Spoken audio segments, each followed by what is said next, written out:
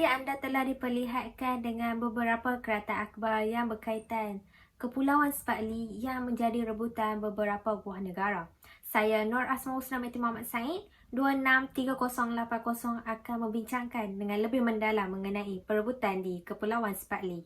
Kepulauan Spratly turut dikenali dengan nama Nansha Island, iaitu kepulauan yang tiada penghuni dan tiada aktiviti ekonomi dijalankan. Kepulauan Spratly terdiri daripada kira-kira 230 kepulauan yang lain, mempunyai terumbu karang dan benteng pasir yang hanya dapat dilihat ketika air surut. Kepulauan Spratly juga menjadi tututan dan menjadi tumpuan beberapa negara lain. Hal ini kerana Kepulauan Spratly turut dikenali dengan terra nullius, iaitu tidak dimiliki oleh sesiapa, dan menyebabkan perebutan di antara China, Vietnam, Filipina, Malaysia, Brunei dan Taiwan. Perebutan ini berlaku sejak Perang Dunia Kedua. Walau bagaimanapun, tiada satu negara yang mampu memperoleh kedaulatan yang sah ke atas Kepulauan Spratly ini.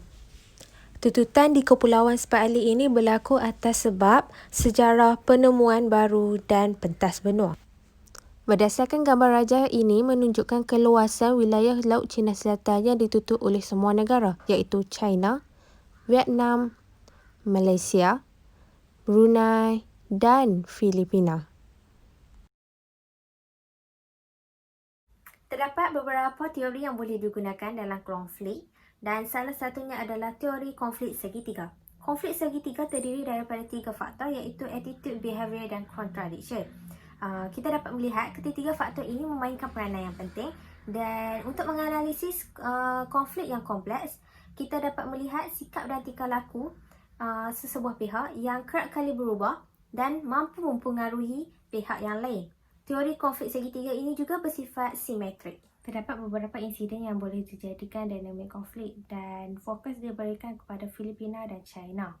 Pada tahun 2002, di kawasan Red Band, Filipina telah menemui kandungan mineral yang terletak di timur laut sejauh 150 nautical mile daripada Pulau Palawan. Namun begitu, aktiviti pengeksploitasian terpaksa dihentikan apabila wujudnya tekanan daripada China terhadap Filipina. Kepulauan Spratly turut memainkan peranan penting dalam konteks ketenteraan kepada negara-negara lain. Pada tahun 1995, China telah mengambil alih Miss Jeffrey yang pernah diduduki oleh Filipina untuk membangunkan infrastruktur ketenteraan dan meletakkan kapal perang China di situ. Konflik antara Filipina dan China bertambah meningkat apabila Filipina melaporkan China kepada Permanent Court Arbitration (PCA) dengan tindakan yang telah dilakukan oleh China di Kepulauan Spratly. Melalui PCA, didapati China telah merosakkan ekosistem yang terdapat di Kepulauan Spratly dan telah membina pulau buatan. Teori konflik segitiga ini sangat tepat dan bersesuaian dengan isu di Kepulauan Spratly.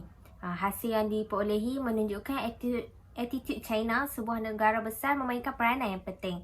Tambahan pula, tekanan yang China berikan dengan mengisytiharkan Kepulauan Spratly adalah milik mereka, menyebabkan negara konflik yang lain bertindak balas terhadap attitude yang ditunjukkan oleh China.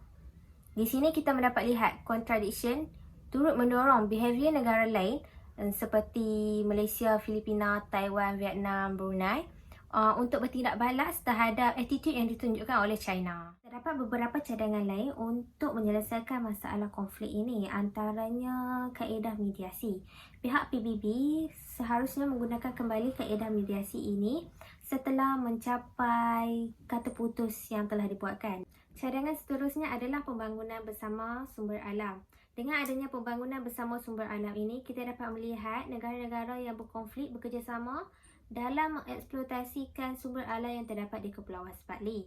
Hal ini juga akan mewujudkan perjanjian antarabangsa, iaitu perjanjian pembangunan bersama sumber alam, di mana ia telah menyatakan di dalam perjanjian tersebut mengenai pembahagian kawasan pengeksploitasi, undang-undang yang telah ditetapkan sepanjang bekerjasama ini dan mencari penyelesaian sepanjang tempoh kerjasama ini dijalankan.